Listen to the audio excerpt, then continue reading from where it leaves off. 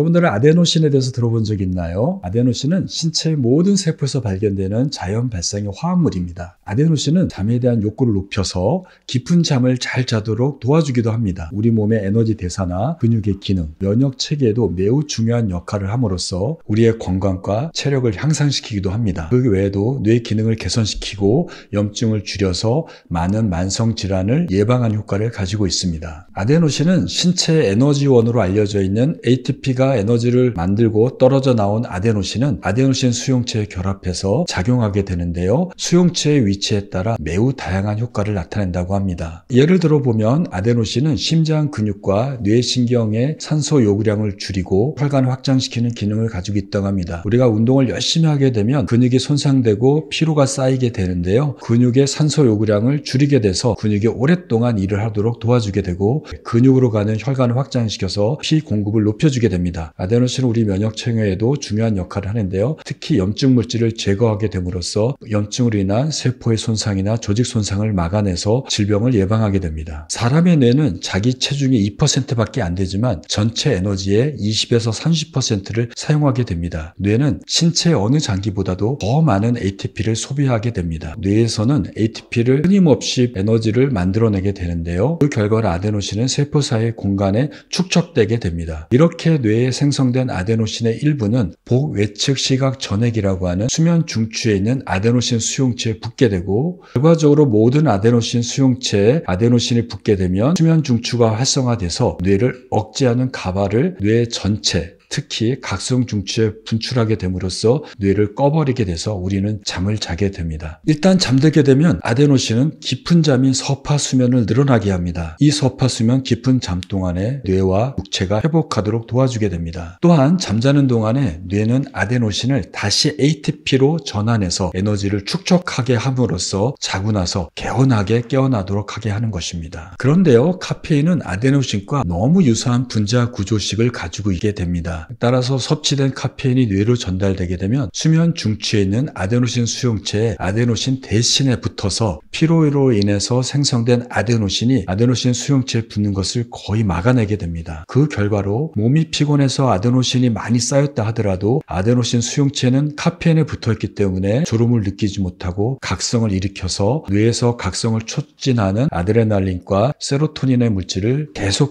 방출되도록 자극하게 됩니다. 시중에 아데노신이 나와 있는데요. 사실은 아데노신은 사람의 수면을 돕기 위한 보충제로 사용되지 않습니다. 아데노신은 심장 박동수를 줄이고 불규칙한 심장 박동을 관리하는 데 도움이 될 수 있어서 심증이나 심근경색증이 발생했을 때 아데노신을 투여해서 혈관을 확장시키거나 심장의 맥박을 조절하는 데 의학적으로 사용하게 됩니다. 최근에 수면 보조제로 아데노신이 출시가 돼서 많은 분들이 복용하고 있는 건데요. 여기에는 몇 가지 문제점이 있습니다. 우리 뇌에는 혈관 뇌 장벽이라는 보호막으로 둘러싸여져 있습니다. 외부의 물질이나 바이러스가 뇌로 침투하지 못하도록 막아주는 장벽입니다. 이렇게 뇌를 둘러싸고 있는 혈관 뇌 장벽과 같은 보호막은 아데노신과 같은 약물들은 뇌로 전달되지 못하도록 막아내게 됩니다. 아데노신을 약으로 또는 건강보조식품으로 복용한다 하더라도 뇌로 정말 전달되는 것인지 잘 알 수 없습니다. 일부 연구에서는 전달되는 양이 매우 적다고 알려져 있기 때문에 복용한다고 해서 수면에 얼마나 효과가 있는지는 명확하지 않다고 할 수 있겠습니다. 두 번째는 아데노신을 약이나 건강보조식품으로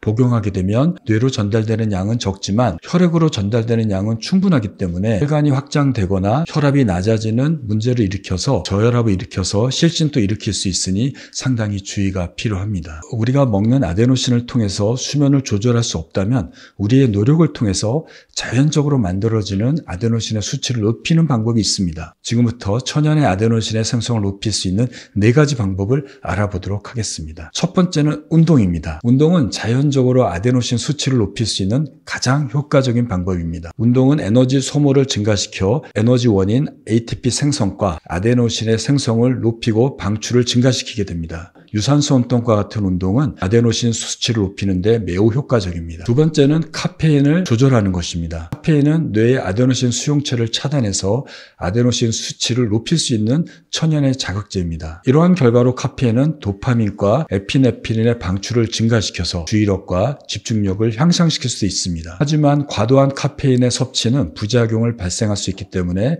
용량을 제한하셔야 됩니다. 세 번째는 명상을 줄 수 있습니다. 명상은 차분하게 집중된 상태를 촉진해서 아데노신 수치를 높일 수 있는 이완 기술입니다. 잠자기 전에 또는 스트레스가 많을 때 매일매일 일정하게 명상을 하신다면 여러분들의 아데노신이 높아질 수 있습니다. 마지막으로 충분한 좋은 잠을 자는 것입니다. 뇌의 아데노신의 수치는 깨어있을 때 증가하고 수면 중에는 감소해서 수면 각성, 일주기 리듬을 조절하는 데 도움이 될 수 있습니다. 충분하고 규칙적인 수면 습관을 유지한다면 낮에 아데노신의 생성을 높이는 데 도움이 될 수 있습니다. 수면을 위해서 아데노신 보충제를 이용할 수 있지만 섭취를 통해서 복용한 아데노신이 뇌로 전달되는데 한계가 있을 수 있으며 혈압을 낮추고 맥박을 느리게 뛸 수 있어서 저혈압이나 소맥이 있는 분들은 복용에 주의가 필요합니다. 따라서 자연적으로 아데노신의 수치를 높일 수 있는 규칙적인 운동, 카페인 섭취의 제한, 조절, 규칙적인 명상과 좋은 수면 습관을 유지한다면 여러분들의 아데노신이 낮에 높아져서